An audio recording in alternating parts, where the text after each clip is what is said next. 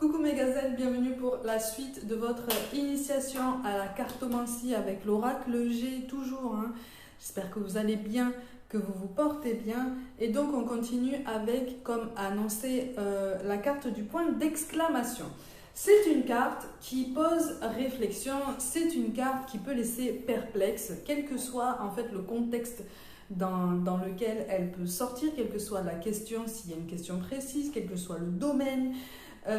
Voilà, c'est une carte en fait qui laisse un champ de possibilités quand même assez large en termes de perspective, en termes de remise en question, en termes de nouvelles visions, alors vraiment de nouvelles visions dans tous les sens du terme.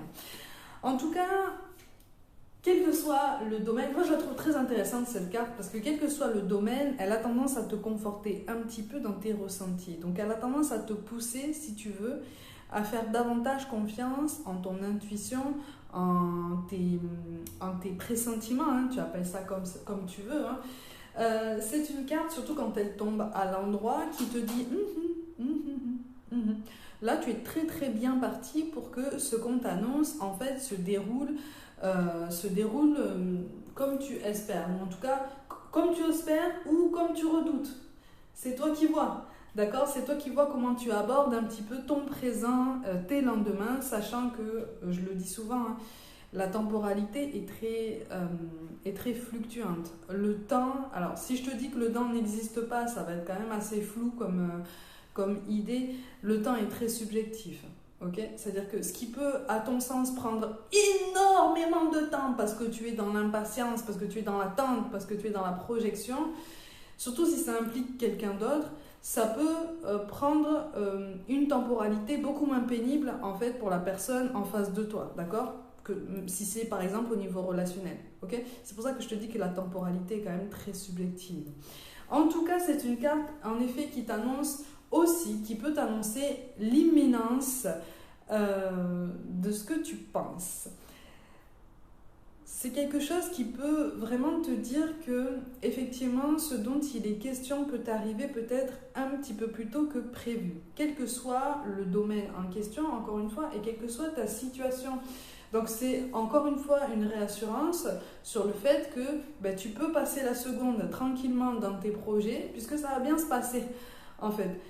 Et même si on t'annonce quelque chose que tu redoutais, quelque chose qui te fait peur, quelque chose pour lequel tu as peur de ne pas trouver de solution en fait, ou de chemin de traverse pour régler ça ou pour contourner un souci, là on te dit oui, effectivement, ça a de grandes chances de se passer comme tu redoutes, mais puisqu'on te le dit, on est aussi en train de te dire que tu vas pouvoir rebondir, tu vas pouvoir contourner tout ça, en tout cas tu vas pouvoir apprendre de cette déconvenue, de ce faux imprévu finalement, ou en tout cas de ce qui peut te déplaire. Demande-toi aussi pourquoi ça peut te déplaire, d'accord? Pourquoi est-ce que tu trouves que ça apporte un contretemps à tes projets? Pourquoi est-ce que tu as besoin de cette réassurance en fait sur cette question précise ou sur ce domaine bien précis, ok? En fait, ça t'apporte une nouvelle vision sur le fait de recevoir une guidance, d'accord? Et la puissance que tu peux en retirer à partir du moment où tu adoptes le bon état d'esprit. Attention, là, encore une fois, je te parle de messages qui peuvent être transmis de façon beaucoup plus subtile, puisque reçus de façon beaucoup plus subtile, sans avoir besoin de ça. D'accord? Là, je te parle vraiment en fait de cartomancie pure associée à la médiumnité. Alors, je fais vraiment la distinction parce que si tu te réfères juste au message du livret, c'est quand même très très fermé. Et c'est quand même très... Ça a un petit côté un peu dogmatique auquel je n'accroche pas. Puisque, en fait, ça te pousse à te référer à un livre écrit par quelqu'un d'autre qui a sa lecture personnelle, alors que toi, tu as posé une question, en fait. Tu as possiblement posé une question bien précise ou tu veux t'intéresser à un domaine bien précis de ta vie avec ta sensibilité, tes filtres, ton parcours, d'accord? Donc, c'est ta lecture qui compte. Ok, c'est pas ce qu'il y a écrit dans le livret. C'est pour ça que j'essaye de sortir de tout ça et de te montrer tout l'éventail que chaque carte peut transporter comme message. Et encore, comme je te le répète à chaque fois, ça n'est pas exhaustif, ça n'est pas complet. Donc c'est tellement vaste, cet oracle est juste... Les illustrations sont très simplistes, mais il est tellement vaste, tellement bavard et tellement puissant que parfois il percute même trop fort, tu vois. Et en général, ils percutent trop fort quand ils nous envoient des vérités qui piquent. Ça, c'est normal, d'accord. Quand la carte tombe à l'envers, effectivement, on te dit « Ok, peut-être que ce que tu redoutes va arriver, mais attends-toi peut-être à recevoir peut-être une révélation supplémentaire qui risque de te donner l'impression, en fait, de te bloquer encore plus le passage ou de vouloir te ralentir davantage, en fait, sur ton parcours. » Attention, parce que là, on est vraiment en train d'orienter ta concentration sur le fait que ça, c'est le pouvoir du mental, en fait, qui te pousse à voir une situation d'une façon si particulière. Ok ? Donc, quelque part, c'est aussi un appel en avance pour te dire, ok, mais prends de la hauteur, prends de la distance par rapport à tout ça, détache-toi possiblement au niveau émotionnel. De toutes les actions de cette personne, de toutes ses paroles, de tous ces silences aussi, de toutes ces non-actions, quel que soit le domaine, parce que c'est pas quelque chose qui est censé te toucher, ça n'est pas quelque chose qui est censé te toucher aussi fort. Et si ça te touche aussi fort, ça va te ralentir davantage. Donc oui, ça peut arriver, mais attention en fait à ne pas te laisser submerger par tes a priori, par tes émotions, par tes peurs aussi, qui conditionnent aussi cette forme d'auto-sabotage en fait, dont on peut faire preuve, nous tous, dans notre vie, pour un aspect de notre vie, à un moment donné bien précis. Souvent, c'est la peur en fait qui nous pousse à l'auto-sabotage. D'accord ? On peut parler aussi de blessures émotionnelles, des conséquences des blessures émotionnelles qui ne sont pas guéries ou qui sont en pleine guérison et qui nous poussent dans un tourbillon émotionnel qui fait qu'on perd de vue tout discernement, d'accord ? On n'arrive pas à faire la part des choses, on n'arrive pas à faire la différence entre les émotions qui nous appartiennent, celles qu'on projette sur nous et qu'on absorbe, et puis celles qu'on va projeter aussi sur les autres, ok ? En tout cas, c'est une réassurance que tu peux quand même te faire un petit peu plus confiance, d'accord ? Et on te pose justement cette question par cette carte. Pourquoi est-ce que tu n'as pas confiance en ta situation ? Pourquoi est-ce que tu n'as pas confiance en cette personne ? Pourquoi est-ce que tu n'as pas assez confiance en toi-même ? Qu'est-ce qui fait qu'en fait tu doutes même de toi ? Pourquoi est-ce que tu doutes même de toi ? Est-ce que à tes yeux, là, présentement, si tu te détaches un peu, est-ce qu'il est bien utile, est-ce qu'il est bien pertinent de douter autant de toi ? C'est normal d'avoir peur, d'accord ? C'est normal d'avoir peur, c'est normal d'avoir des appréhensions, c'est normal d'avoir peur de se tromper à nouveau. Mais comme je te le dis toujours, au lieu de te parler d'échecs et de choses qu'on fait mal, finalement, essaye de te parler d'essais que tu peux transformer. Ok ? Au lieu de te dire j'ai peur de me tromper, tu peux dire je vais essayer, parce que j'ai envie d'essayer, parce que je me sens appelée vers ça. Ok ? C'est en substance, en fait, un des messages que cette carte peut te transmettre. On peut alerter aussi ton attention sur quelque chose que tu as occulté, sur une situation, qu'elle te concerne directement, ou que ce soit par exemple par rapport à l'état d'esprit de quelqu'un à qui tu t'intéresses, ou au sujet duquel tu te poses énormément de questions au niveau relationnel plus général. Là, effectivement, c'est une confirmation que non, tu ne connais pas complètement cette personne, que cette personne te cache potentiellement des choses. Mais ça ne veut pas forcément dire qu'elle te cache des choses dont on t'appelle à avoir peur, en fait, d'accord ? Confiance ne dispense pas de vigilance, ok, d'accord ? Mais là, en fait, on est vraiment en train de te réassurer que tu peux aller au contact, ok ? Tu peux aller au contact, tu peux aller au dialogue, tu peux, encore une fois, te faire assez confiance pour te dire, ok, maintenant, en fait, je me protège, mais je sais aller chercher les réponses à la source, je sais aller les formuler, je sais dire, en fait, ce qui se passe autour de moi, je sais dire, en fait, plutôt ce qui se passe en moi, pardon. Tu sais beaucoup plus t'exprimer que ce que tu penses, en fait, tu vois, au niveau de cette carte, on est vraiment en train de te dire que l'élément principal de ta vie, c'est toi. L'élément déclencheur principal de tes émotions, quelles qu'elles soient, c'est toi-même. C'est ton filtre personnel. D'accord ? Donc, quelles que soient les cartes, quel que soit le type de tirage que tu fais, quel que soit donc l'encadrement, les associations, quel que soit le contexte, quel que soit... Là, on est vraiment en train de te dire, effectivement, tu viens chercher les réponses auprès du monde subtil, d'accord, c'est bien, Mais toi, au fond de toi, qu'est-ce que tu en penses? Qu'est-ce que tu en penses? Et pourquoi est-ce que tu as cet avis sur cette question, sur cette situation, sur cette personne? Qu'est-ce que ça fait résonner en toi, finalement? D'accord? Donc, on est vraiment en train de te mettre en miroir par rapport à une situation. Ok? On est vraiment en train de te dire, ok, tes ressentis sont bons. Maintenant, c'est pas très pertinent, en fait, de rester sur ce simple constat, en fait. Ok, tes ressentis sont bons, d'accord. Mais si tu appréhendes quelque chose, pourquoi?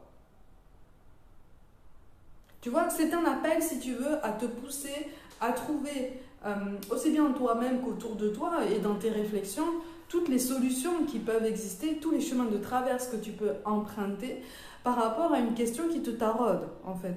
Tu vois, c'est en ça aussi que la cartomancie peut être intéressante, et encore plus quand elle est associée à la médiumnité, c'est que vraiment, on est sur tout un panel de réponses, tout un panel de propositions, de suggestions qui viennent à toi, mais juste qui résonnent par rapport à ce qui est déjà en toi. D'accord? Tu vois? Donc on est vraiment aussi sur du développement personnel, sur du mieux-être, sur une abondance personnelle qu'on t'appelle à trouver en toi. Ok? Là, on est vraiment en train de te dire pourquoi est-ce que tu ne te fais pas assez confiance? Qu'est-ce qui a fait que aujourd'hui, en fait, tu te poses autant de questions sur toi-même? Qu'est-ce qui fait qu'en fait, tu doutes de toi? Parce qu'en général, cette carte, elle sort souvent quand le consultant ou la consultante doute énormément de sa propre personne, de ses propres choix, de ses propres décisions. Donc, on en est arrivé à une insécurité personnelle, une insécurité émotionnelle qui fait que on en est presque devenu incapable de prendre la moindre décision, la moindre initiative. Ou alors on fait vraiment quelque chose de très très lisse, quelque chose de très conventionnel pour essayer de plaire au plus grand nombre, et on est fortement déstabilisé en fait quand on s'aperçoit que ça n'est pas le cas, qu'il y a des personnes à qui ça déplaît et qui ne se gênent pas en fait pour te le dire. Mais ça, c'est quoi pour toi? À toi de voir en fait, c'est ce que cette carte essaye de te dire, à toi de voir comment aborder tout ce qui se présente à toi. Est-ce que tu prends ça comme une réassurance parce que ça va dans ton sens et ça, quelque part ça te brosse un petit peu dans le sens du poil, mais dans l'évidence qui font ressortir des vérités qui piquent. Comment on fait? On fait quoi? On reste comme ça? Non, parce que ça c'est le meilleur moyen en fait pour toi de finir en PLS dans un coin de la pièce et en train de déprimer. C'est pas le but, d'accord? C'est pas le but d'une incarnation, c'est pas le principe de ton parcours, ok? Le principe, mais on a le droit d'accueillir ces émotions-là. Attention, je suis pas en train de faire une croix dessus. Pour ceux qui me suivent depuis longtemps, vous savez, hein? Vous savez. Mais on est vraiment en train de te dire, ok, là, effectivement, on te confirme, par exemple, hein, un nœud karmique se présente devant toi avec cette personne sur laquelle tu te poses énormément de questions. Tu l'as rencontrée récemment, vous avez matché, et là on te parle de sentimental potentiel, hein, bien sûr. Voilà, il y a un nœud karmique qui se présente. Ok. Maintenant, tu l'abordes comment? Parce que nous, on l'a mis sur ton chemin pour que tu apprennes quelque chose. On l'a mis sur ton chemin pour que tu apprennes aussi quelque chose à cette personne. Ok? N'oublie pas que l'apprentissage se fait dans les deux sens. On a toujours tendance à vouloir, surtout quand on est face à quelqu'un qui nous semble comme ça très en souffrance, on a toujours tendance à vouloir lui tendre la main et lui apprendre quelque chose. Et on a tendance comme ça, de ce fait, en fait, à oublier que cette personne est aussi censée nous apprendre quelque chose. Tu vois? Donc c'est en ça aussi que cette carte, qu'elle tombe à l'endroit ou à l'envers, mais ça veut dire que ça pique un petit peu plus. C'est en ça aussi que cette carte t'apporte des éclairages quand même très intéressants. On te ramène à ton propre jugement, on te ramène à ton libre arbitre, à ton libre entendement, à ton libre raisonnement. Comment est-ce que tu peux aborder cette situation maintenant qu'on te dit qu'elle va arriver? Elle va arriver potentiellement. Effectivement, c'est un nœud karmique. Comment tu l'abordes? Pourquoi ça te fait peur? Est-ce que tu y penses à un moyen, effectivement, de faire en sorte que ce nœud karmique te fasse moins peur? Et ça demande une ouverture à soi-même, ça demande une honnêteté envers soi-même, une transparence aussi sur notre position en fait d'apprenant qui est permanente dans notre incarnation. On apprend à chaque jour, on n'a pas la science infuse, on n'a pas la vérité absolue, quelle que soit notre profession, quel que soit notre statut social, quel que soit notre parcours, on ne détient pas la vérité absolue, d'accord? On ne détient pas en fait ce savoir qui est censé convenir à tout le monde. Ça ne conviendra pas à tout le monde. Mais c'est censé être modulé pour toi déjà, en fonction de ton parcours. Parce que si on le met sur ton chemin, c'est que c'est une richesse déguisée. Souvent, en fait, là, on te parle de quelque chose qui est censé te faire peur, ou en tout cas qui, au premier abord, te fait peur parce que tu appréhendes énormément. Et en fait, si tu enlèves les premières couches, si tu fais tomber un petit peu la coquille, tu t'aperçois qu'en fait, c'est une bénédiction déguisée. Ok ? Déguisée par quoi ? Par le mental, par toutes les peurs qu'on projette en fait sur cet événement ou sur la personnalité de cet individu, qui résonne, je te le rappelle toujours, avec un autre, en certains points. Ok ? Donc c'est une double perspective qui est quand même très très intéressante par rapport à tout ça, parce qu'effectivement, on te confirme ce que tu as en face de toi et on te dit, et toi, maintenant tu vas faire quoi ?